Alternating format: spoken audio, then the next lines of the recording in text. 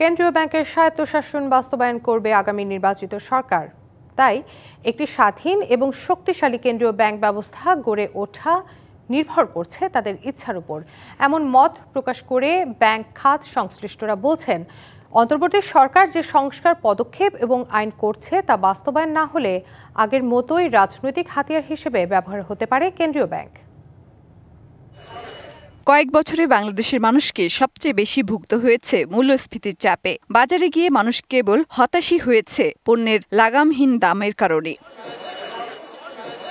এর সাথে ছিল ব্যাংকিং খাতে লুটপাট, বিশাল অঙ্কের খেলাপি ঋণের বোঝা আর বৈদেশিক মুদ্রার অস্থির বাজার। আর এসব ঘটেছে কেন্দ্রীয় ব্যাংকের দুর্বলতার কারণে। মঙ্গলবার রাজধানীর একটি হোটেলে বেসরকারি গবেষণা প্রতিষ্ঠান পলিসি রিসার্চ ইনস্টিটিউটের সেমিনারে এসব দিক তুলে ধরেন গবেষকরা।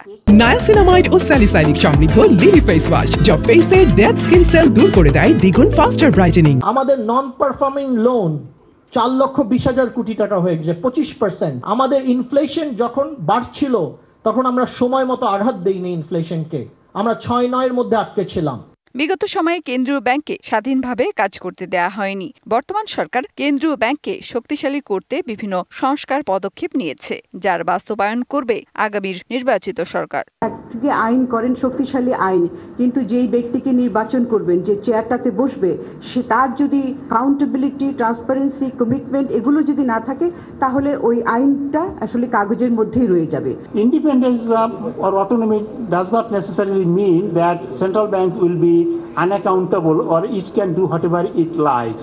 গবেষকরা বলছেন, ট্রাম্প যুক্তরাষ্ট্রের কেন্দ্রীয় ব্যাংকের গভর্নরকে চাইলেও সরাতে পারছেন না বা ব্যাংকের নীতির পরিবর্তন করতে পারছেন না দেশটিতে শক্তিশালী ও স্বাধীন কেন্দ্রীয় ব্যাংক ব্যবস্থার কারণে, যারা কেবল দেশটির পার্লামেন্টের কাছেই সরাসরি জবাবদিহি করে। বাংলাদেশেও তেমনি একটি ব্যবস্থা গড়ে তোলার উপর জোর দেন বিশেষজ্ঞরা। মেহের মনি, ডিবিসি নিউজ, ঢাকা।